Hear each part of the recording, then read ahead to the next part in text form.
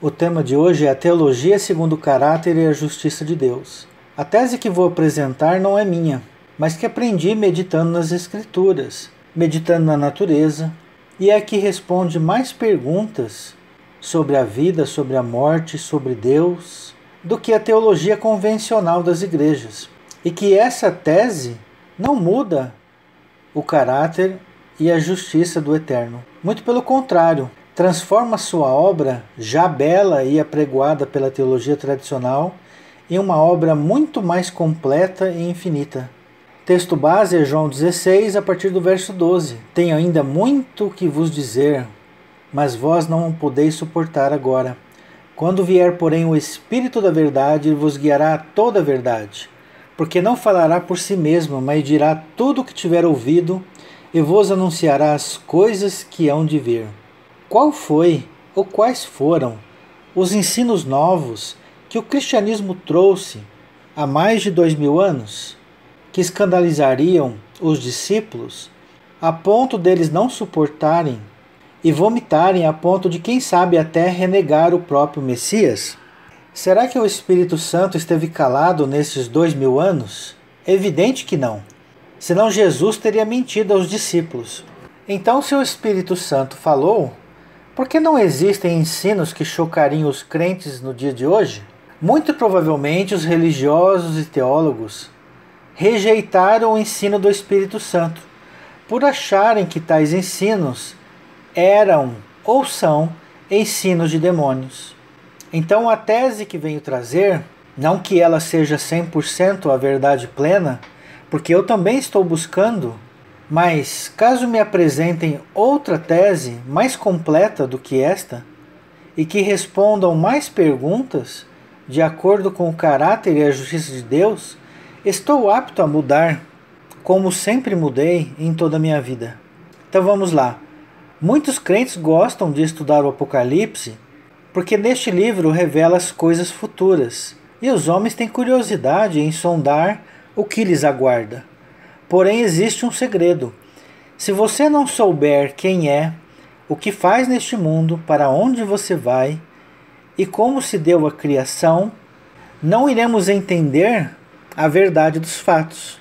Então, quando a interpretação começa errada lá do princípio de Gênesis, o final também está errado, porque nós vamos usar os mesmos parâmetros com a criação para julgar esta mesma criação no final dos tempos. Então perceba, se o entendimento da criação for errado, o entendimento do juízo de Deus também será errado. A teologia tradicional apregoa que nós somos homens de carne e sangue. Mas nós somos homens de carne e sangue ou somos deuses? Se somos homens de carne e sangue, é natural que a teologia convencional entenda de que viveremos aqui neste mundo para sempre e que o Éden era aqui. Creem que a Nova Jerusalém descerá literalmente do céu no final dos tempos. Mas, se somos deuses, Deus nos criou no mundo espiritual e não na terra. Ora, se Deus é espírito, nós também o somos, porque temos o mesmo DNA do Pai. Filho de Elohim, Elohim é. Filho de Deus, Deus com D minúsculo, é. Então um dia nós nos rebelamos contra o Pai e decidimos viver fora de sua casa, querendo a sua herança. Somos todos os filhos pródigos, vivendo em uma terra distante. Então o que é sair da casa do Pai? É deixar o Éden. Então qual a forma que Deus se utilizou para nos resgatar, para nos trazer de volta para casa? Como curar o filho pródigo? Nos colocando numa prisão, no abismo, num inferno de trevas exteriores. E isso era a terra quando ela foi criada, sem forma e vazia. Havia trevas sobre a face do abismo, e o Espírito de Deus pairava sobre as águas.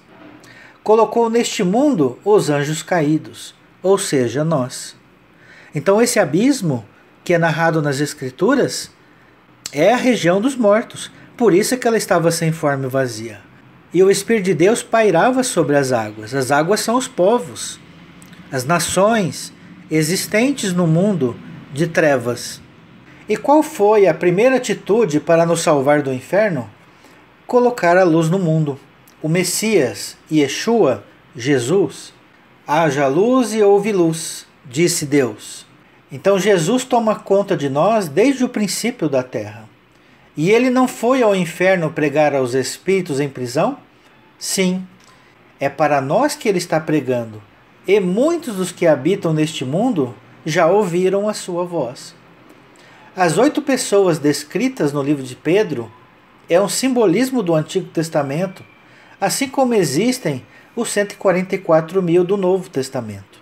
Mas não é um número literal de salvos, de resgatados, mas sim um número simbólico.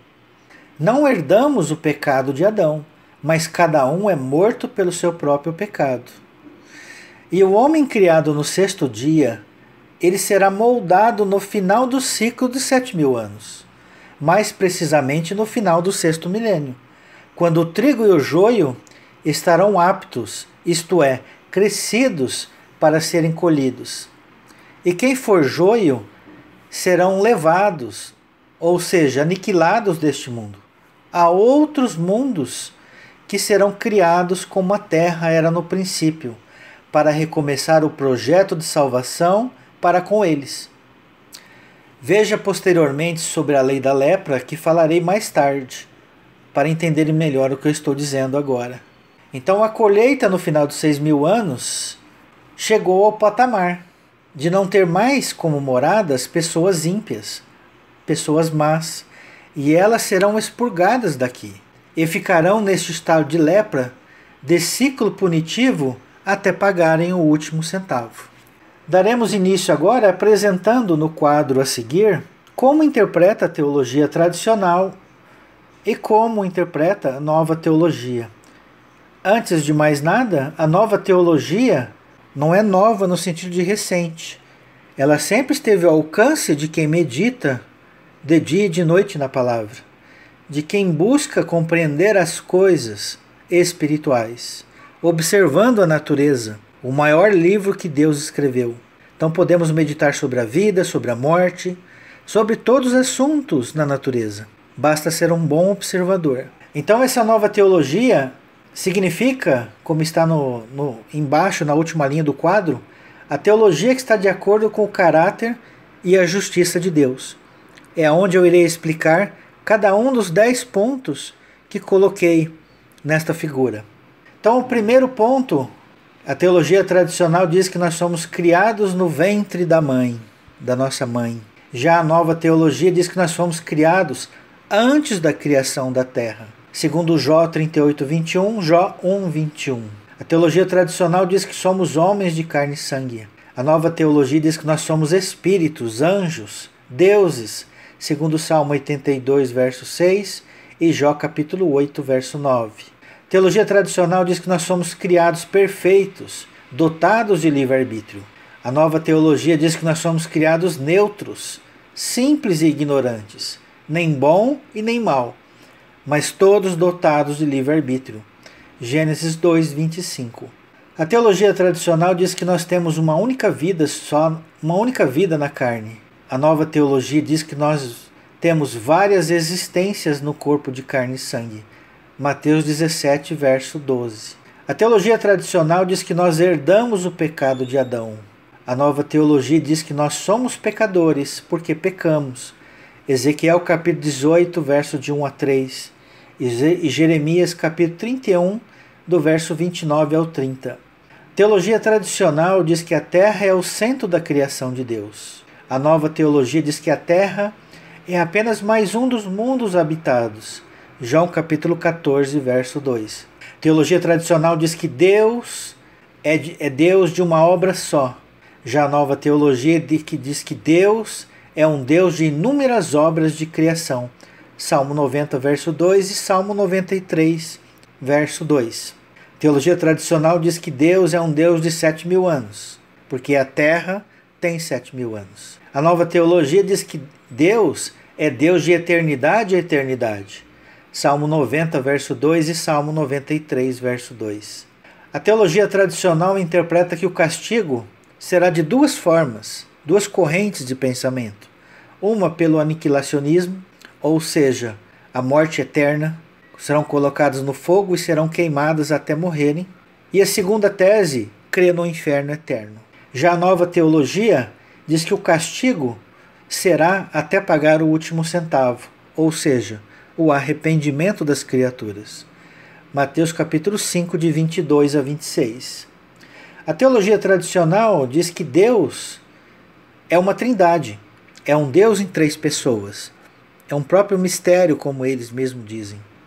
A nova teologia diz que Deus é o Pai, somente o Pai, e que Jesus é o anjo do Eterno, o anjo do Pai. 1 Coríntios 8:6 e Êxodo 23, verso 20 a 21. Então vamos dar início ao item 1. Fomos criados antes da criação da terra. O texto de Jó 38, a partir do verso 4, onde Deus conversa com Jó. Aonde estava tu quando eu lançava os fundamentos da terra? Dize-mo se tens entendimento. Quem lhe pôs as medidas, se é que o sabes? Ou quem estendeu sobre ela o cordel? Sobre que estão fundadas as suas bases? Ou quem lhe assentou a pedra angular? Quando as estrelas da alva juntas alegremente cantavam e rejubilavam todos os filhos de Deus? Perceba aqui que Deus, ao conversar com Jó, perguntou se ele sabia quem colocou as medidas na terra, aonde que ele estava quando Deus colocava os fundamentos, e se ele sabia dessas estrelas da alva aqui, que juntas alegremente cantavam e rejubilavam todos os filhos de Deus. Ué, mas os filhos de Deus não foram criados depois da terra? Então já é um ponto a se considerar. Veja como é importante meditar nos textos. E todo esse capítulo 38 ele é fantástico. Se puderem ler ele de forma integral, vocês vão aprender muitas coisas. E no verso 21, Deus responde para Jó: Tu sabes, porque neste tempo eras nascido, e porque é grande o número dos teus dias. Então Jó sabia de todas essas coisas, mas Jó não se lembrava, porque ele estava revestido num corpo de carne e sangue. E a essência de Jó é de anjo, é espírito, é de Deus com D minúsculo, e não de homem.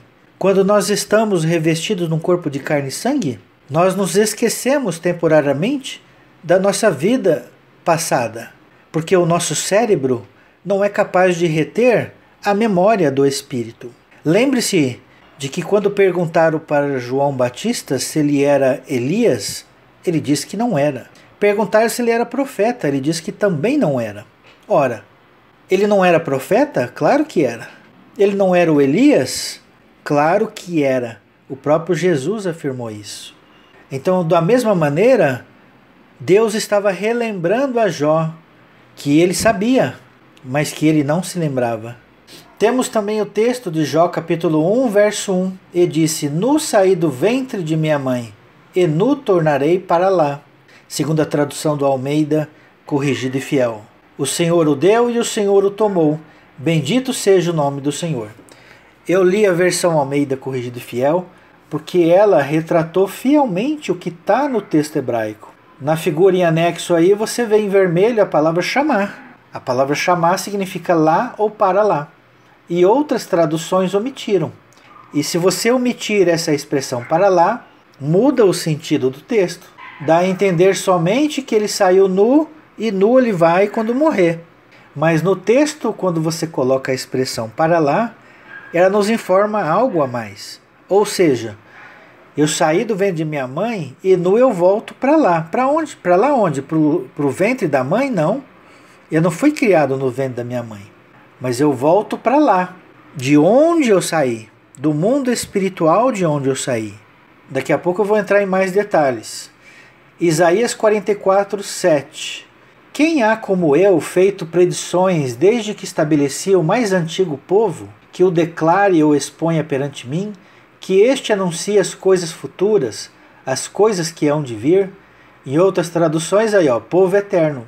Observe aí, em roxo a palavra an, povo, é um povo santo, separado, e a palavra em vermelho, olã, um longo período de tempo indeterminado e que pode ou não ser eterno. Então é um povo que vive na eternidade. Não é um povo criado há 7.000 anos. Lembre-se que nós somos filhos de Deus, com o mesmo DNA do nosso Pai, criados à imagem e semelhança de Deus. Deus é Espírito, João 4. Deus tem alma, Isaías 42, 1. Mas Deus não é homem. Então nós fomos criados à imagem e semelhança de Deus. A questão de estarmos revestidos num corpo de carne e sangue são experiências que o Filho de Deus tem para ele aprender coisas espirituais e materiais. Continuando Jeremias 6,16. Assim diz o Senhor: ponde-vos à margem do caminho, e vede, perguntai pelas veredas antigas, qual é o bom caminho, andai por ele, e achareis descanso para a vossa alma. Mas eles dizem, não andaremos. Aí nós temos em roxo a palavra netivot, que é caminhos, que vem da palavra netívia, singular caminho. Temos em vermelho a palavra olam, um longo período de tempo indeterminado que pode ou não ser eterno. Temos em verde a palavra nafshi, ram, que vem da palavra nefesh, alma, e o final ram, que é o pronome vossa, da segunda pessoa do plural. Então perceba, ponde-vos à margem do caminho e perguntai pelas veredas antigas, pelas veredas eternas. Como que eu posso perguntar pelas veredas eternas se eu sair do ventre de minha mãe? Eu só posso perguntar pelas veredas eternas se eu vivi pelas veredas eternas. Se eu vivenciei, se eu estava lá. Então nós temos que indagar por esses caminhos antigos pelos quais nós trilhamos. O que eu estou fazendo aqui? Para onde eu vou? De onde eu vim? Se eu não perguntar pelas veredas antigas, eu jamais saberei. Item 2. Somos espíritos, anjos, deuses. Salmo 82, a partir do verso 1. Salmo de Asaf. Deus assiste na congregação divina, no meio dos deuses, estabelece o seu julgamento. Até quando julgareis injustamente? Olha só, então essa congregação divina, Deus habitava no meio dos deuses, com D minúsculo. Mas esses deuses estavam julgando injustamente. Eram deuses maus, ímpios. Até quando julgareis injustamente e tomareis partido pela causa dos ímpios? Só toma partido pela causa dos ímpios quem é ímpio também, quem tem a mesma forma de pensar. Fazei justiça ao fraco e ao órfão, procedei retamente para com o aflito e o desamparado, socorrei o fraco e o necessitado, tirai-os das mãos dos ímpios. Eles nada sabem, nem entendem, vagueiam em trevas, vacilam todos os fundamentos da terra. Eu disse, sois deuses, sois todos filhos do Altíssimo.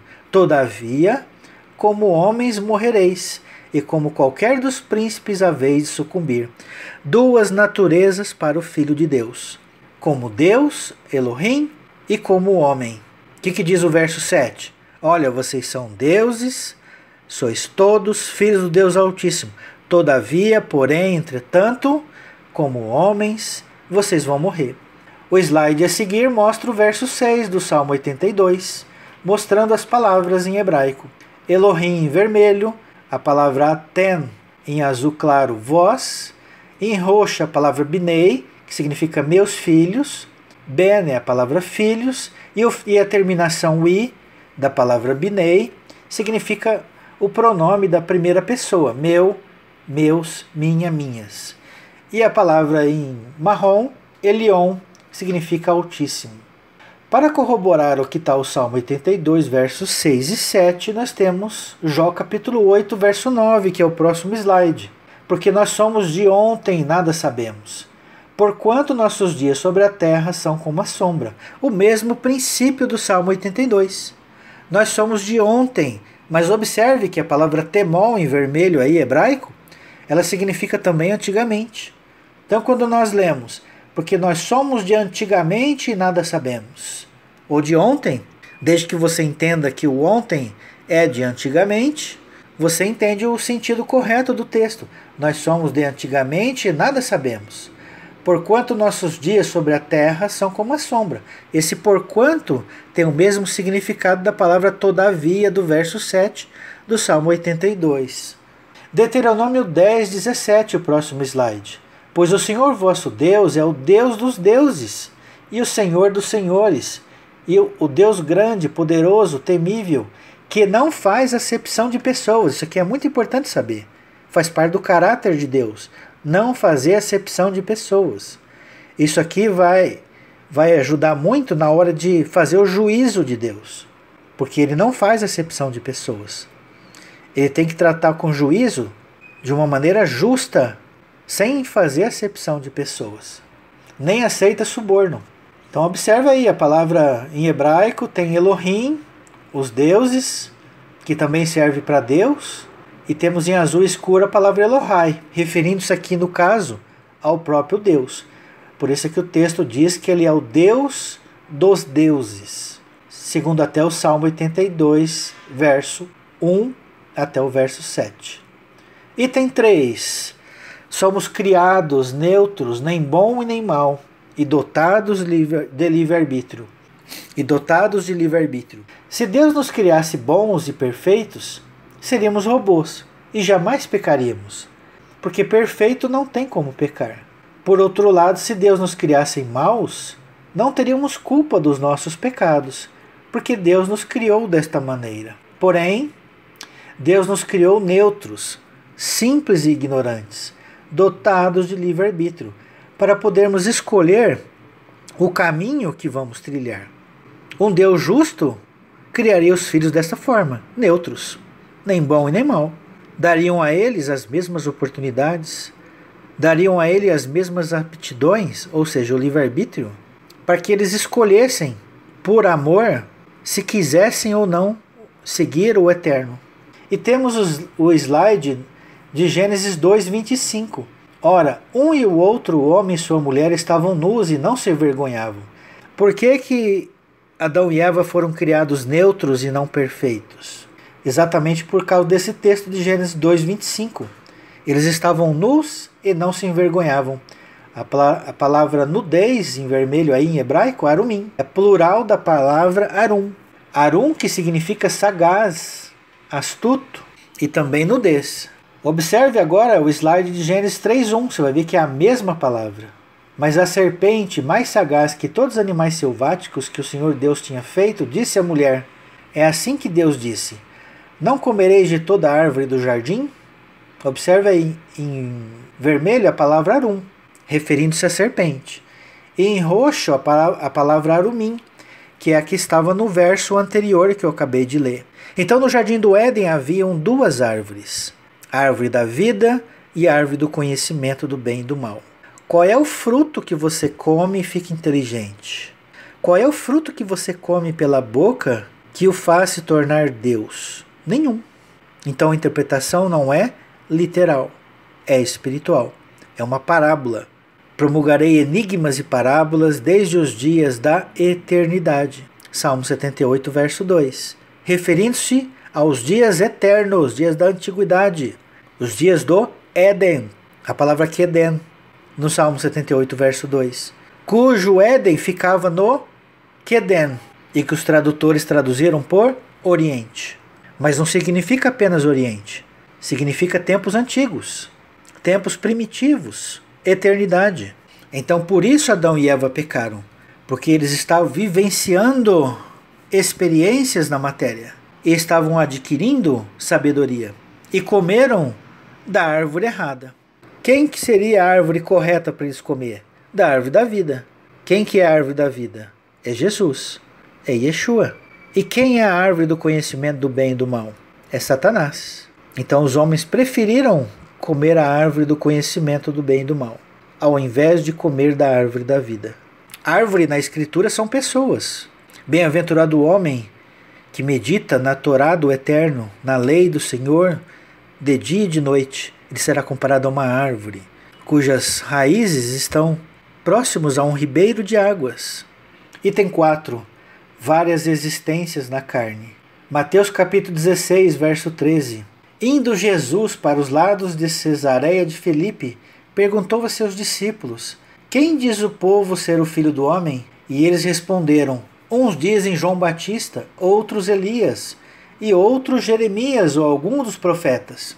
Observe aqui que era um assunto que era um conhecido do povo daquela época. Jesus perguntou: quem o povo diz que eu sou? E eles responderam, os discípulos, né? Uns estão dizendo que você é o João Batista, outros o Elias, outros o Jeremias, outros algum dos profetas. Mas esses profetas não haviam morrido? É claro.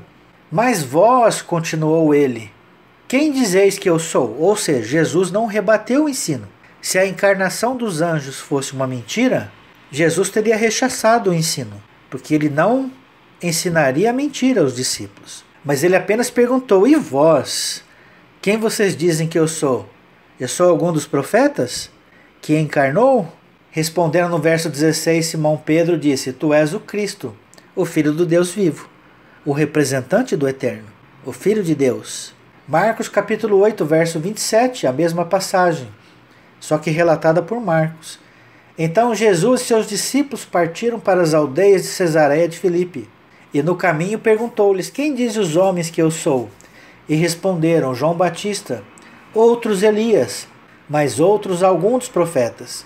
Então lhe perguntou: mas vós, quem dizeis que eu sou? Respondendo Pedro lhe disse: tu és o Cristo. Olha que interessante, Lucas capítulo 9, a partir do verso 7. Ora, o tetrarca Herodes soube de tudo que se passava e ficou perplexo, porque alguns diziam: João ressuscitou dentre os mortos. Outros: Elias apareceu. E outros: ressurgiu um dos profetas. Observe que esse conceito é antigo. Então muita gente usa a palavra reencarnação, que vem dos espíritas, criados por Allan Kardec em 1857. Mas esse princípio não foi inventado pelo espiritismo. Na Grécia Antiga era usada a transmigração das almas. Na cultura judaica, na cultura hebraica, existe o termo Gigu Neshamot, roda das almas. E nós encontramos em Eclesiastes capítulo 12 uma pequena parábola antes de falar da morte. E antes que se rompa o fio de prata e o cântaro se quebre junto à roda do poço, e o pó volte ao pó e o espírito volte a Deus que o deu. Fio de prata é o que liga o corpo do anjo ao corpo de carne e sangue, que está descrito também lá no livro de Jó, se eu não me engano, capítulo 4. Quando se rompe o fio da vida, ocorre a morte. Leia lá Jó capítulo 4. E esse cântaro, esse vaso, é o corpo de carne e sangue. Roda é a encarnação das almas. Poço, aqui nessa parábola, significa sepultura. Pode pesquisar no hebraico o significado dessas palavras. Poço é usado como poço ou sepultura. Então olha o que Deus está nos revelando em Eclesiastes capítulo 12. Mateus 17, o próprio Jesus disse no verso 11: então Jesus respondeu: de fato Elias virá e restaurará todas as coisas. Eu, porém, vos declaro que Elias já veio e não reconheceram. Olha só, está falando de Elias mesmo. E não reconheceram, não era uma pessoa vindo no espírito de Elias, não. Era o próprio espírito de Elias que estava ali em João Batista. Antes fizeram com ele tudo quanto quiseram. Assim também o Filho do Homem há de padecer na mão deles. Então os discípulos entenderam que lhes falara a respeito de João Batista. Mateus capítulo 11, verso 13. Porque todos os profetas e a lei profetizaram até João. E se o quereis reconhecer, ele mesmo é Elias que estava para vir. Quem tem ouvidos para ouvir, ouça. Olha o slide a seguir de Malaquias 4, verso 5. Eis que eu vos envio o profeta Elias, antes que venha o grande e terrível dia do Senhor. Então está bem claro, enviarei o profeta Elias, o próprio Elias. Artigo definido, o profeta Elias, não é um profeta Elias, é o profeta Elias. Observe como no hebraico está exatamente assim. Em verde a palavra Eliá, Elias. Temos em vermelho o artigo definido, em hebraico Ra. Olha aí, que significa o, a, os, as. Depende do substantivo que vem na frente, se é masculino ou feminino. E o substantivo que vem à frente é Navi, profeta. Então a tradução é Elias, o profeta. Então a tradução aí está correta. Observe em hebraico como é o uso do artigo. No caso aqui a palavra sus, a tradução seria um cavalo, quando não tem o artigo à frente da palavra sus. Se você colocar o artigo antes do sus, a tradução vira o cavalo. Já não é um cavalo qualquer, é o cavalo específico. Mesma coisa Navi. Navi sem o artigo é um profeta, mas se está Hanavi é o profeta, é um profeta específico. E podemos também fazer várias perguntas sobre a vida única e sobre a encarnação dos anjos. Qual é mais justo? Qual transforma Deus em mais justo? Quem morre no ventre materno vai para o céu ou para o inferno? Aí a teologia tradicional tem que abrir exceção. Não precisa aceitar Jesus para ser salvo. Morreu no ventre materno, vai para o céu. Então, maravilha, né? Se eu tivesse morrido no ventre materno, eu estaria salvo. Eu não precisava estudar a Bíblia, eu não precisava crer em Jesus, não precisava nada. E aí pode até criar teorias malucas dos pais matarem os filhos para eles garantirem a salvação dos mesmos. Mesmo que os pais possam ser condenados. Mas vai que deixa os filhos crescerem e eles se perdem. Percebe como essa teologia tradicional ela é maluca? Começa a abrir exceção. Quem morre no ventre materno vai para o céu ou vai para o inferno? Quem morre como criança? Mesma coisa. Quem nasce como deficiente mental? Ora, um deficiente mental não tem consciência dos seus atos. Então ele não pode ir para o inferno. Mas teoricamente não podia ir para o céu. Não aceitou Jesus, não buscou a Deus, não obedece a Deus. É um maluco. E aí? Tem uma vida só. Observe que a vida única não traz justiça de Deus. Mas as várias existências, sim. E quem nasce em estado vegetativo? Quem nasceu cego, surdo e mudo ao mesmo tempo? Como que ele vai receber instrução? Quem nasceu colada em outra pessoa? Vocês nunca viram isso? É um corpo só com duas cabeças. Ambas vão para o céu ou para o inferno? Será que uma vai escolher a mesma coisa que a outra? E se houver discordância? Para que lado eles vão? Observe só a confusão. E por que veio duas cabeças num corpo só? Agora vamos falar do tempo. Quem viveu no tempo de Jesus teve vantagem de quem nasceu antes ou depois da vinda de Jesus? Lembre-se aqui, nós estamos falando de uma vida só. Quem viveu no tempo dos Amalequitas teve a mesma chance de quem nasceu em Israel? Quem nasceu há 3.000 anos atrás, longe do Oriente Médio, foi salvo? Os índios nos tempos antigos, por exemplo? Então a pergunta é, nós escolhemos aonde vamos nascer, se aqui ou ali, se nesta ou naquela época? Não. É Deus quem determina onde e quando. Então, se houver uma vida só, Deus é um maluco. Coloca um na África passando fome. Coloca um no meio dos Amalequitas há 3.000 anos atrás. Coloca um no século XX com internet, com Bíblia, com pregação, com um monte de coisa. Coloca um como deficiente mental, coloca outro morrendo como criança, coloca outro morrendo com 100 anos. Observe a doidice que é uma vida só. Não há justiça. Ou então Deus é calvinista. Gosta desse, mas não gosta daquele outro. Mas não tem base bíblica. Porque Deus não faz acepção de pessoas. Então a doutrina calvinista erra ao achar que Deus gosta de um e não gosta do outro. Deus gosta de todos, ama a todos e quer salvar a todos. Então a vida única não traz a justiça de Deus, pois as pessoas nascem em épocas e lugares diferentes, em situações diferentes. Somente a pluralidade das existências faz mais justiça com o caráter de Deus. Pois podemos ser testados em épocas e lugares diferentes, ora morrendo como criança, ora nascendo aqui, ora nascendo ali. Vivemos vários personagens, mas a nossa essência é a mesma. Nós somos a mesma pessoa, apenas vivemos situações diferentes. E ao habitar num corpo de carne e sangue, lembre-se de que não temos a lembrança de nossas vidas anteriores. Mas ao deixar o corpo de carne e sangue, voltando a condição de anjo, toda a memória do anjo é restabelecida. Item 5. Somos pecadores porque pecamos, e não porque herdamos o pecado de Adão. Jeremias 31, verso 29. Naqueles dias já não dirão, os pais comeram uvas verdes, e os dentes dos filhos é que se embotaram. Cada um, porém, será morto pela sua iniquidade. De todo homem que comer uvas verdes, os dentes se embotarão. Então havia um provérbio lá em Israel que o pessoal dizia, os pais comeram uvas verdes e os dentes dos filhos se embotaram. Mas o que diz o profeta Jeremias? Cada um, porém, todavia, será morto pela sua própria iniquidade. Porque todo homem que comer uvas verdes, os seus dentes é que vão se embotar, e não dentro dos filhos. É a mesma visão que tem Ezequiel 18, verso 1. Veio a minha palavra do Senhor, dizendo: que tendes vós que acerca da terra de Israel, proferis este provérbio, dizendo: os pais comeram uvas verdes, e o dente dos filhos é que se embotaram?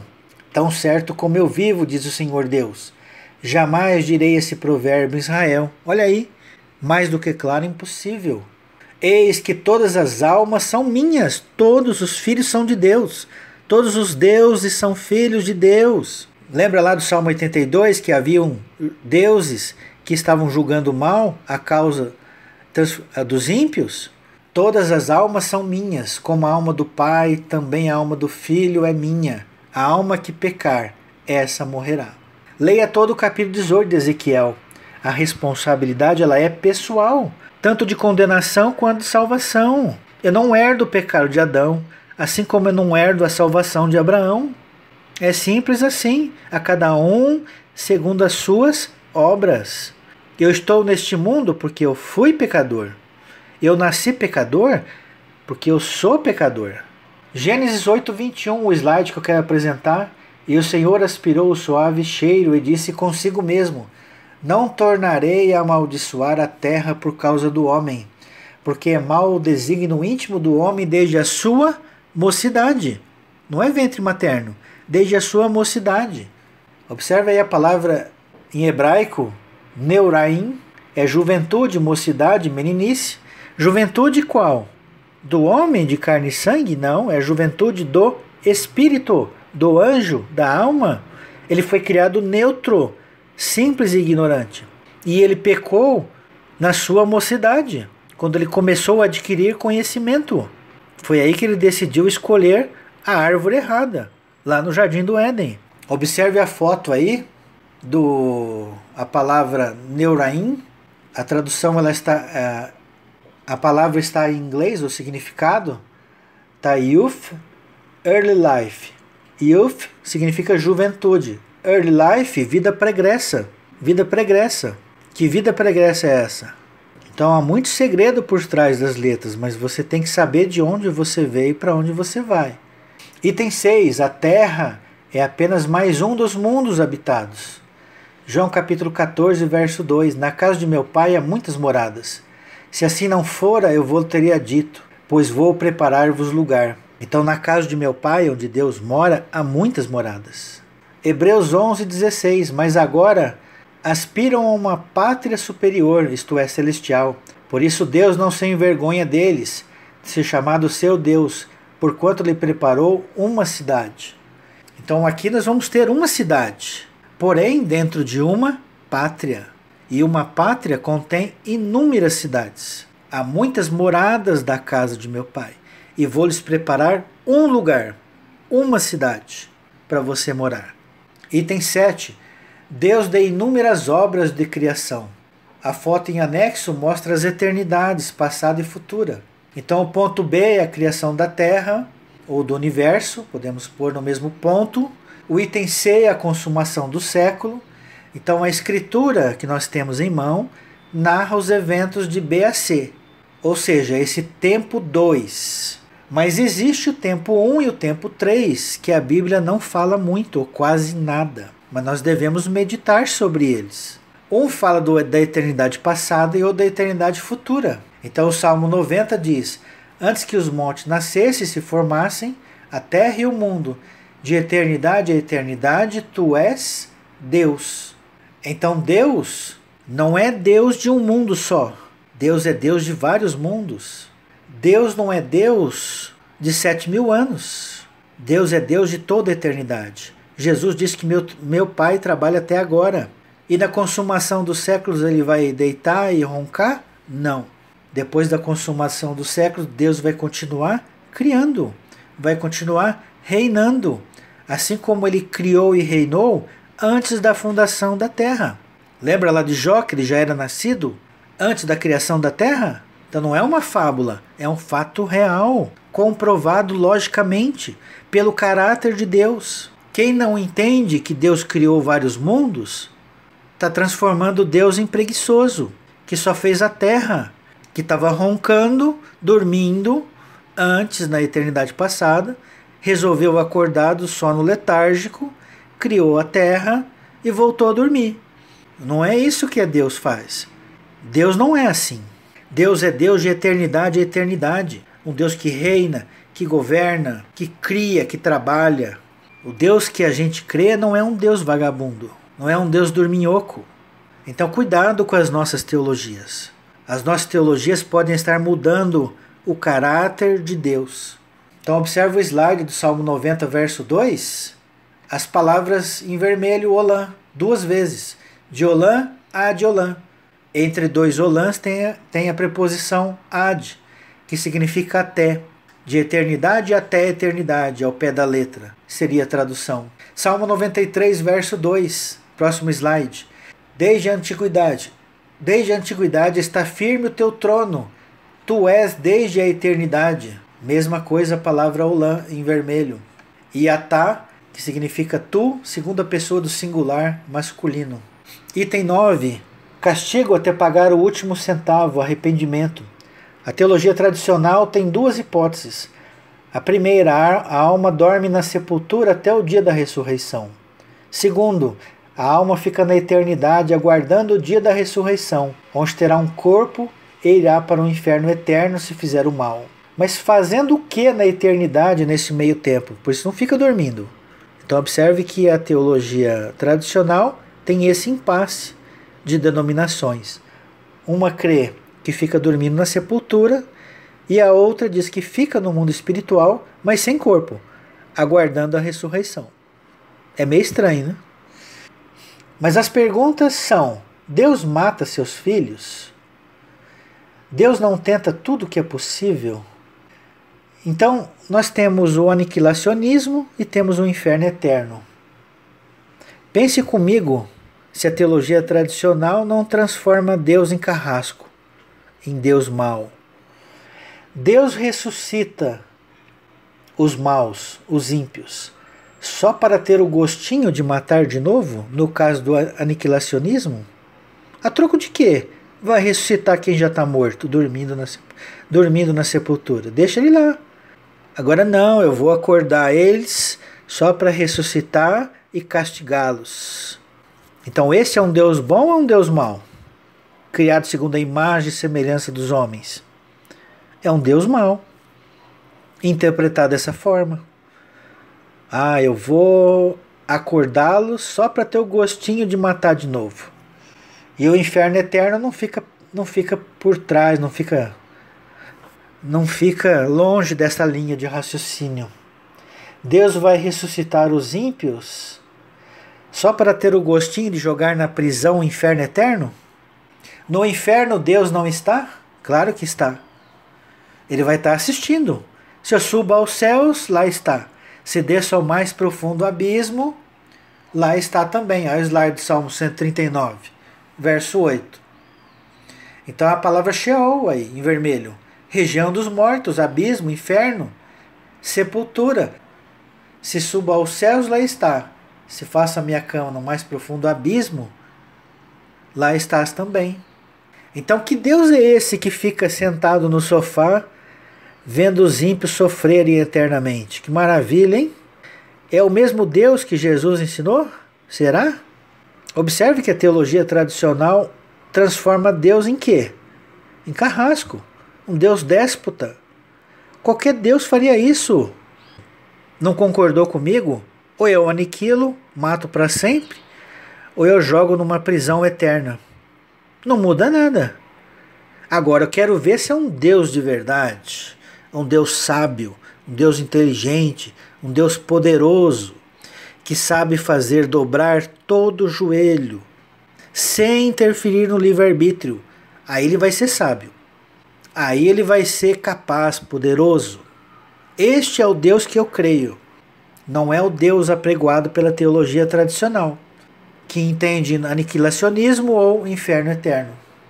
Isaías 57, verso 16, o slide aí. Porque não contenderei para sempre, nem me indignarei continuamente, porque do contrário, o Espírito definharia diante de mim, e o fôlego de vida que eu criei. Olha aí a palavra vermelho aí, leolã. Le é preposição para. Olã, um longo período de tempo indeterminado e que pode ou não ser eterno. A palavra ruar, em roxos, é o espírito. Em verde, a palavra neshamot, plural de neshamá, alma. No caso aqui, almas. E em azul, iatof, enfraquecer, desfalecer. Então não contenderei para sempre, nem me indignarei continuamente. Lucas 8, verso 27. Logo ao desembarcar veio da cidade ao seu encontro um homem possesso de demônios, que havia muito não se vestia, nem habitava em casa alguma, porque vivia nos sepulcros. E quando viu a Jesus, prostrou-se diante dele, exclamando e dizendo em alta voz: Que tenho eu contigo, Jesus, Filho do Deus Altíssimo? Rogo-te que não me atormentes. Porque Jesus ordenara ao espírito imundo que saísse do homem, pois muitas vezes se apoderara dele. E embora procurasse conservá-lo preso com cadeias e grilhões, tudo despedaçava e era impelido pelo demônio para o deserto. Perguntou-lhe Jesus: Qual é o teu nome? Respondeu ele: Legião, porque tinham entrado nele muitos demônios. Rogavam-lhe que não os mandasse sair para o abismo. Aqui está o segredo que pouca gente presta atenção. Qual é esse abismo que os demônios, os espíritos malignos não queriam ir? Era o abismo literal para onde eles foram, juntamente com os porcos? Não. Porque um abismo literal não faz nada com o espírito, com o anjo. Eles não vão nem se machucar, quanto mais morrer. Então esse abismo aqui não é abismo literal, é um abismo espiritual. E qual é esse abismo espiritual? Como que eu sei? Pegando a palavra no grego, peguem o verso 31 de Lucas 8 e vocês vão encontrar a palavra abussos. Pesquisem essa palavra abussos no grego, no Novo Testamento, e vocês vão encontrar ela em algumas passagens, uma de Romanos e as outras em Apocalipse. O anjo que sai do abismo é o mesmo abismo. Os gafanhotos que saem do abismo é o mesmo abismo. Que abismo é esse? Romanos capítulo 10 tem essa passagem que contém a palavra abussos, abismo, que vai esclarecer. Quem descerá ao abismo? Abussos, isto é, para tirar Cristo dentre os mortos. É a região espiritual dos mortos. Então quem são os demônios? São espíritos de pessoas mortas que estavam atormentando, então elas não ficam dormindo. Então, se nós aprendermos sobre a vida, sobre a morte, observando a natureza, nós vamos ver que isto é verdade. Mateus capítulo 5, verso 43. Ouviste o que foi dito: amarás o teu próximo e odiarás o teu inimigo. Eu, porém, vos digo: amai os vossos inimigos e orai pelos que vos perseguem, para que vos torneis filhos do Pai Celeste.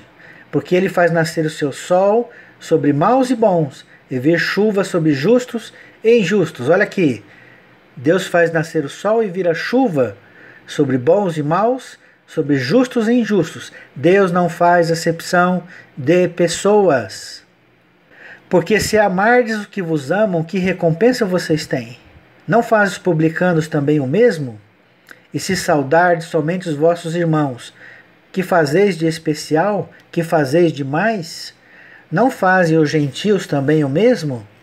Portanto, verso 48, sede vós perfeitos, como perfeito é o vosso Pai Celeste. Então, o nosso Pai Celeste, ele é perfeito. Ele ama os inimigos. Então, se ele ama os inimigos, ele vai aniquilar para sempre? Vai acordar lá só para ter o prazer de matar de novo? Claro que não. Nós estamos transformando Deus em hipócrita. A teologia convencional está fazendo isso com o nosso Deus. Transformando Deus em hipócrita, que na boca de Jesus ensinava uma coisa e na prática ele faz outra. No julgamento, o que nós falaríamos de uma pessoa que faria isso? Chamaria de hipócrita. Você está ensinando, é muito bonito, maravilhoso na tua boca, mas as tuas obras, totalmente ao contrário do que você está dizendo. É assim que a teologia cristã faz com Deus, ao falar do aniquilacionismo ou do inferno eterno. Não ama os inimigos. Vou mostrar mais versos.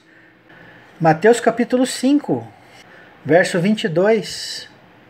Eu, porém, vos digo que todo aquele que sem motivo se irar contra seu irmão estará sujeito a julgamento.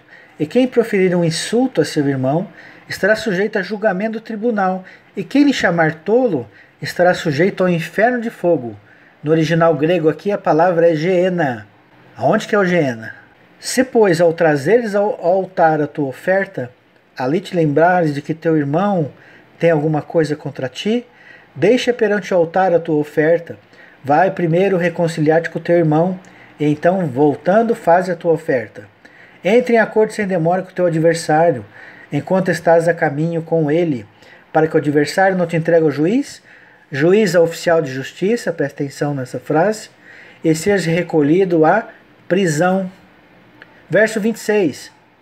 Em verdade, te digo, quando Jesus fala essa frase, preste atenção que lá vem bomba, que lá vem coisa profunda e séria. Em verdade te digo que não sairás dali. Dali aonde? Da prisão. Dali aonde? Do geena, do inferno de fogo. De lá não sairás enquanto. O que significa a palavra enquanto? Condição. Enquanto não pagares o último centavo. Quer dizer que Deus aceita suborno? Não. Que centavo é esse que Jesus está dizendo? Arrependimento sincero. Deus que sonda o coração sabe quando alguém se arrepende sinceramente. Na mesma linha de Mateus 5, de 22 a 26, está Mateus 18, verso 21. Então Pedro, aproximando-se, lhe perguntou: Senhor, até quantas vezes meu irmão pecará contra mim, que eu lhe perdoe? Até 7 vezes? Olha o caráter de Deus. Respondeu-lhe Jesus: Não te digo que até 7 vezes, mas até 70 vezes 7. Se Deus não faz 70 vezes 7 conosco, ele é hipócrita. Se Deus não ama os inimigos, ele é hipócrita. Então vamos prestar atenção na teologia que nós seguimos. Você crê no aniquilacionismo? Você crê no inferno eterno? Cuidado! Você está mudando o caráter de Deus. Ah, mas Jesus não disse do inferno eterno?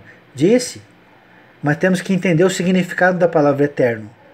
E não está em contradição com Mateus 5, de 22 a 26, e nem com Mateus 18, que eu estou lendo agora. Por isso o reino de Deus é semelhante a um rei que resolveu ajustar as contas com seus servos. Olha aí o juízo. E passando a fazê-lo, trouxeram-lhe uma que devia 10.000 talentos. Não tendo ele, porém, com que pagar, ordenou o Senhor que fosse vendido ele, a mulher, os filhos e tudo quanto possuía, e que a dívida fosse paga. Então o servo, prostrando-se reverente, rogou: Sê paciente comigo e tudo lhe pagarei. E o senhor daquele servo, compadecendo-se, mandou-o embora e perdoou-lhe a dívida. Saindo, porém, aquele servo encontrou um dos seus conservos, que lhe devia 100 denários, e agarrando-o sufocava, dizendo: Paga-me o que me deves. Então o conservo, caindo-lhe aos pés, lhe implorava: Sê paciente comigo e te pagarei. Ele, entretanto, não quis. Antes, indo-se, o lançou na prisão, até que saldasse a dívida. Vendo seus companheiros o que havia passado, entristeceram-se muito e foram relatar ao Senhor tudo o que lhe acontecera. Então o seu senhor, chamando-o, lhe disse: Servo malvado, perdoei-te aquela dívida toda porque me suplicaste. Não devias tu igualmente compadecer-te do teu conservo, como também eu me compadeci de ti? E indignando-se o seu senhor, o entregou aos verdugos. Verdugos é o oficial de justiça, lá de Mateus capítulo 5, de 22 a 26. Até que lhe pagasse toda a dívida, até que pagasse o último centavo. É o mesmo ensino. Olha o que diz o verso 35. Assim também meu Pai Celeste vos fará, se do íntimo não perdoardes cada um a seu irmão. Então você pode sair do inferno. O julgamento de Deus é condicional. Arrependeu, está fora. Não se arrependeu, vai ficar na prisão. É simples assim. Coerente com a justiça de Deus. Coerente com as palavras de Jesus. Coerente com o caráter de Deus. Tiago capítulo 2, verso 10. Pois qualquer que guarda toda a lei, mas tropeça em um só ponto, se torna culpado de todos. Porquanto aquele que disse, não adulterarás, também ordenou, não matarás. Ora, se não adulteras, porém matas, vem a ser transgressor da lei. Falai de tal maneira e de tal maneira procedei com aqueles que hão de ser julgados pela lei de liberdade, da liberdade. Porque o juízo é sem misericórdia, para com aquele que não usou de misericórdia. A misericórdia triunfa sobre o juízo. Olha aqui a régua de Deus. Quem com ferro fere, com ferro será ferido. Quem planta, colhe. Quem não usou de misericórdia com os irmãos, Deus não vai ter misericórdia com ele. Vai ficar na prisão até pagar o último centavo. Mas quem usou de misericórdia vai ser perdoado, porque a misericórdia triunfa sobre o juízo, sobre a lei. É um juiz justo. Se a pessoa já se arrependeu, eu vou castigar para quê? É igual aquele pai, aquela mãe. O filho faz arte e coloca de castigo. Aí o filho se arrepende. E aí o pai e a mãe ficam dando chicotada no filho? Claro que não. Vai jogar no inferno eterno? Vai aniquilar? Vai dar um tiro? Vai matar seu filho? Claro que não. Então nós precisamos acordar, sair da teologia tradicional, dessa interpretação superficial. Observe o quadro que eu coloquei no início do estudo. Não que eles são hereges, não, eles não são hereges. Mas tem uma ideia simplória da natureza, tem uma ideia simplória da sua essência, de quem são, de onde vieram, para onde vão. São ainda crianças espirituais. Tem que comer muito alimento sólido para poder entender os ensinos espirituais do Eterno. Então, de duas, uma, quem crê na teologia tradicional, ou ainda é criança, imatura, ou no fundo, no íntimo daquela pessoa, ainda deseja que o seu inimigo ou seja morto, ou passe na cadeia por resto da vida. São pessoas que não têm ainda o amor de Deus no coração. Pois se tivesse, amaria os inimigos. Se tivessem, perdoariam 70 vezes 7. É simples assim. Mateus capítulo 6, verso 11. O pão nosso de cada dia nos dai hoje, a oração do Pai Nosso. E perdoa as nossas dívidas, assim como nós temos perdoado aos nossos devedores. E não nos deixeis cair em tentação, mas livrai-nos do mal, pois teu o reino, o poder e a glória para sempre. Amém. Porque se perdoardes aos homens as suas ofensas, também vosso Pai Celeste vos perdoará. Se, porém, não perdoardes aos homens as suas ofensas, tampouco vosso Pai vos perdoará as vossas ofensas. Lucas 23, verso 33. Quando chegaram ao lugar chamado Calvário, ali o crucificaram, bem como aos malfeitores, um à direita e outro à esquerda. Contudo, Jesus dizia: Pai, perdoa-lhes, porque não sabem o que fazem. Então, repartindo as vestes dele, lançaram sortes. Então, os cristãos que creem na Trindade não conseguem entender nem o próprio Deus que eles creem. O Deus Filho manda perdoar, pede ao Pai para perdoar, porque eles não sabem o que fazem. E o Pai de TPM fala assim: matou meu filho, não quero saber. Vai para o inferno eterno. Vai ser aniquilado eternamente. Pode isso? É coerente com o caráter de Deus? Claro que não, gente. Então está na hora de a gente acordar, pensar, refletir, colocar na ponta do lápis, testar se está de acordo com o caráter de Deus. Se Jesus ensinou isso, é porque o Pai faz a mesma coisa. Por quê? Jesus mesmo disse: a doutrina não é minha, mas daquele que me enviou. Por isso que eu disse no início desse estudo, para mim mudar de ideia, tem que ser uma teoria melhor do que essa. Caso contrário, transforma Deus em hipócrita. Muda o caráter de Deus. Ou não muda? O filho ama, perdoa e o pai joga no inferno. Deuses, porque são uma pessoa em três pessoas, né? São deuses que não se entendem. Então o aniquilacionismo nas escrituras deve ser entendido como expulsão da terra. Necessário morrer pela morte física, voltarem a ser anjos, para ser transportados para outros mundos compatíveis ao seu grau moral. Romanos 7,14, porque bem sabemos que a lei é espiritual. Eu, todavia, sou carnal, vendido à escravidão do pecado. Então nós temos que entender a Torá do Eterno de forma espiritual. A lei da lepra, 7 dias fora do arraial. Por isso é que Gênesis fala de 7 dias da criação. O sacerdote visita os enfermos no 7º dia. Quem continua doente fica fora do arraial mais 7 dias. Levítico capítulo 13, verso 45. As vestes do leproso em que está a praga serão rasgadas, e os seus cabelos serão desgrenhados. Cobrirá o bigode e clamará: imundo, imundo. Será imundo durante os dias em que a praga estiver nele. Ou seja, enquanto estiver leproso, vai ficar fora do arraial. É imundo, habitará só, a sua habitação será fora do arraial. Números capítulo 12, verso 14.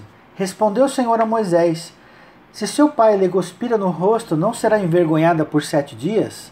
Seja detida 7 dias fora do arraial, depois recolhida. Miriam pecou contra Moisés, e ela ficou leprosa. E aqui Deus revelou a Moisés de que ela ficaria envergonhada por 7 dias. Pecado de lepra. E ela teria que ficar fora do arraial. O arraial é o reino de Deus. Assim Miriam foi detida fora do arraial por 7 dias, e o povo não partiu enquanto Miriam não fora recolhida. A lei do plantio da terra não é a cada 7 anos? Sim. E a lei não é espiritual? Sim. Nós estamos em que ano? Nos aproximando do ano 7000, depois de Adão. O tempo de plantio e colheita está chegando ao fim. Levítico 25, verso 1. Disse o Senhor a Moisés no monte Sinai: fala aos filhos de Israel e dize-lhes: quando entrardes na terra que vos dou, então a terra guardará um sábado ao Senhor. 6 anos semearás o teu campo, e 6 anos podarás a tua vinha. Presta atenção nessa palavra, vinha. E colherás os seus frutos. Porém, no 7º ano haverá sábado de descanso solene para a terra. Um sábado ao Senhor. Não semearás o teu campo, nem podarás a sua vinha. É um ano de descanso. Mas no verso 8 não diz: contarás 7 semanas de anos, 7 vezes 7 anos, de maneira que os dias das 7 semanas de anos te serão 49 anos? E aí terá o ano 50, que é o ano do jubileu? Então a cada 7.000 anos a nossa Terra, o nosso planeta, passa por uma peneira, por um julgamento, aonde Deus sabe a média 7 que cada um terá que tirar. Aqueles que tirar nota baixa, aqueles que levar pau, vão ser expurgados do planeta. E isso Deus faz de 7 em 7.000 anos. Lembra-se lá do tempo de Noé? Assim como foi nos dias de Noé, será também na vinda do Filho do Homem. 7.000 anos, 7.000 anos. Levítico 25, verso 29. Quando alguém vender uma casa de moradia em cidade murada, poderá resgatá-la dentro de 1 ano, a contar de sua venda. Durante 1 ano será lícito o seu resgate.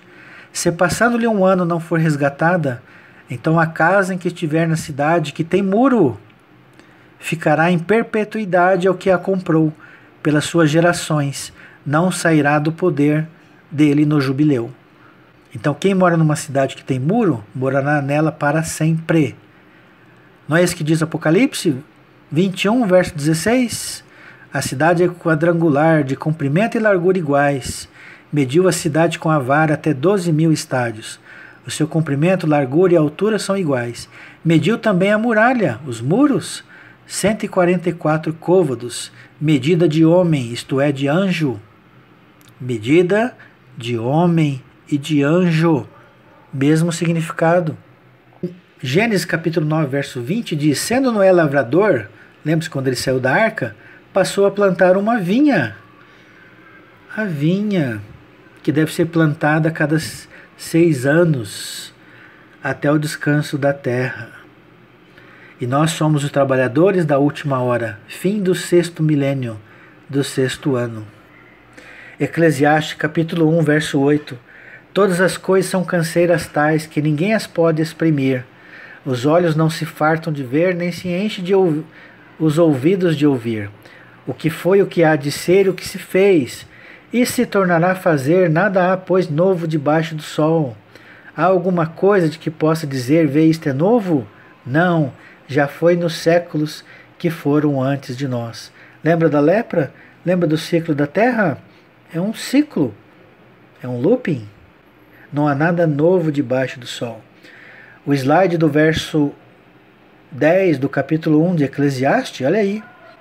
Há alguma coisa que se possa dizer, vê, isto é novo? Não, já foi nos séculos. Palavra olã, olamim, é plural da palavra olã. Já foi nos olãs, nos tempos indeterminados, que podem ou não ser eterno. Eclesiastes capítulo 3, verso 14. Sei que tudo quanto Deus faz durará eternamente. Olha aí, um segredo. Tudo que Deus faz durará eternamente. Nada se lhe pode acrescentar, nada lhe tirar. E isto faz Deus, para que os homens temam diante dele. O que é já foi, e o que há de ser também já foi. Deus fará renovar-se o que se passou. Deus nos criou para viver a vida eterna. Todos os filhos de Deus têm a vida eterna. Mas nem todos os filhos de Deus que têm a vida eterna têm a vida eterna. Ixi, agora o Henrique ficou louco. Não, não fiquei não. Porque há dois significados para a vida eterna. Vida eterna existencial e vida eterna no espírito. Vida eterna existencial todos a têm. Ninguém morre em sua essência. Deus não mata os seus filhos. Porém, nem todos os seus filhos moram na casa do Pai.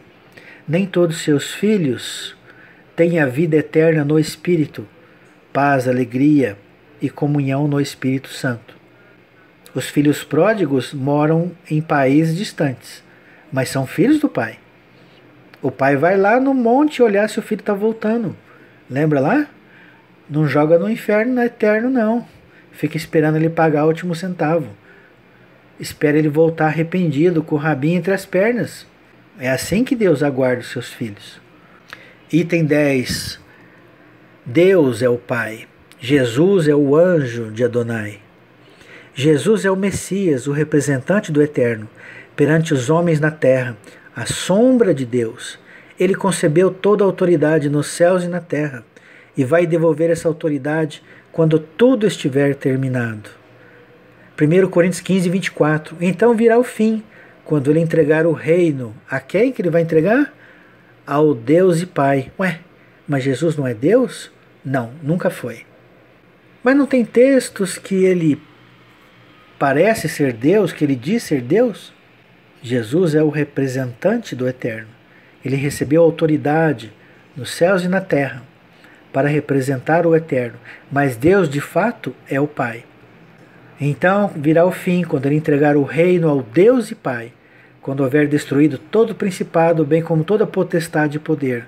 1 Coríntios 8,6. Todavia para nós há um só Deus, vírgula, o Pai, vírgula, não preciso nem ler o resto, está mais do que claro. Há um só Deus, vírgula, a Trindade? Não. Há um só Deus, vírgula, o Pai, de quem são todas as coisas e para quem existimos, e um só Senhor Jesus Cristo, pelo qual são todas as coisas e nós também por ele. Êxodo 23, verso 20. Eis que eu envio um anjo. Quem que ele envia? Um anjo adiante de ti, para que te guarde pelo caminho e te leve ao lugar que tenho preparado. Guarda-te diante dele e ouve a sua voz, e não te rebeles contra ele, porque não perdoará a vossa transgressão. Ué, anjo perdoa pecado? Não, mas esse anjo aqui sim. Por quê? Porque ele recebeu autoridade nos céus e na terra. Porque neste anjo, nele, está o meu nome. Qual é o nome deste anjo? Em português, em inglês, não significa muita coisa. Jesus ou Jesus, pois nele está o meu nome. Você tem que conhecer o hebraico. Nele está o meu nome, Yeshua, Yehoshua, Yahvé salva. Agora nós sabemos quem é o Salvador, Yeshua. Isso quer dizer que Jesus é nome de blasfêmia? Não, não é isso que eu quero dizer. Estou falando apenas que quem conhece Jesus apenas, deixa de descobrir mistérios, coisas profundas na Escritura. O Jesus que você ama e adora é o mesmo Yeshua da Escritura. Porém, ele é um anjo, que Deus lhe deu autoridade para representá-lo perante os homens. Uma procuração. Tudo que ele falar, tudo que ele escrever, tudo que ele assinar, ele faz em nome de Deus. Porém, ele não é Deus, é procurador, é representante, é sombra de Deus.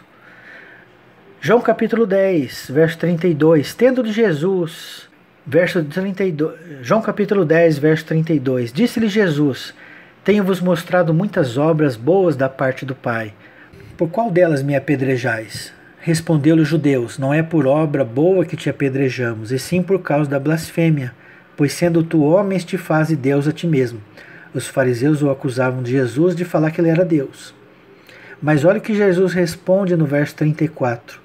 Replicou-lhe Jesus, não está escrito na vossa lei, eu disse, sois deuses? Aonde está essa frase? No Salmo 82, verso 6, que eu li no início desse estudo. Nós somos deuses, filhos de Deus. Então Jesus era um filho de Deus como os fariseus o eram. Um espírito, um anjo. Então nós podemos meditar muito mais coisas. Se nos diversos mundos, será que cabe apenas um anjo representar o eterno? Ou para cada mundo habitado, Deus designou um anjo para representar o eterno? João 17, 25 diz, Pai justo, o mundo não te conheceu, eu, porém, te conheci, e também estes compreenderam que tu me enviaste. O próprio Jesus conheceu Deus um dia, assim como nós um dia o conhecemos. Então nós também não poderemos ser um Messias daqui a muitos e muitos anos lá na frente, quando nós nos tornarmos um anjo perfeito, como Deus é perfeito? Sede perfeitos como o vosso Pai é perfeito. Com toda certeza, sim. Assim como Deus confiou a Jesus a missão de representá-lo, de ser luz para os homens em um mundo de trevas, inferno, um dia poderá confiar a um de nós, nos infinitos mundos que ainda serão criados pelo Eterno, a responsabilidade de ser o Messias daquele mundo. Êxodo capítulo 18 nos ensina que, verso 19, ouve, pois, as minhas palavras, eu te aconselharei, e Deus seja contigo. Representa o povo perante Deus, representa o povo perante Deus. E será Moisés. Moisés não foi constituído Deus? Sim, Êxodo 7, verso 1. Mas não sobre toda a terra. Então representa o povo perante Deus, leva suas causas a Deus. Então Moisés é uma sombra de Jesus. Perceba bem. Ensina-lhes os estatutos e faz-lhes saber o caminho. Jesus não é o caminho? Então Moisés também foi um intermediador, um caminho naquela época para o povo. E faz-lhes saber o caminho que devem andar e a obra que devem fazer. Obra que devem fazer? O que Jesus disse lá no final do Sermão do Monte? Final do capítulo 7. Quem ouve as minhas palavras e as põe em prática é semelhante a um homem prudente que edificou a sua casa sobre a rocha. E vieram as tempestades e os ventos, e a casa não caiu. Que casa é essa? O nosso íntimo, o nosso coração. Verso 21. Procura dentre o povo homens capazes, tementes a Deus, homens de verdade que aborreçam a avareza. Põe-nos sobre eles chefes de 1000, chefes de 100, chefes de 50 e chefes de 10. O que isso mostra? Que Jesus também delegou o serviço a anjos que estão debaixo dele. Então depois, na eternidade, nós não vamos ficar coçando o saco. Lá depois da eternidade, nós não vamos ficar deitados numa rede.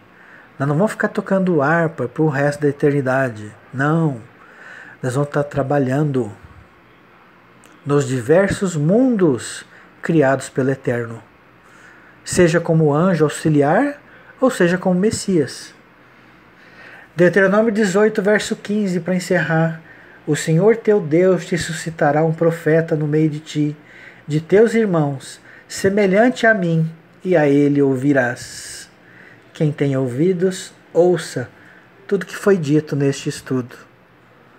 Espero que os irmãos tenham compreendido. Espero que os irmãos não tenham vomitado. Espero que os irmãos possam meditar sobre tudo que foi dito. E caso tenha algo a acrescentar, que responda mais do que foi respondido neste estudo. Divulgue, para que assim como eu, outros possam ouvi-lo. Porque Deus fala a todos. Tenho muito a vos dizer, mas vós não podeis suportar agora. Quando vier o Espírito Santo, vos guiará por toda a verdade e todas as coisas que hão de vir, e relembrará tudo aquilo que eu vos ensinei. Que sejamos bons discípulos, que possamos ouvir tudo aquilo que vem da boca do Espírito Santo e de Jesus.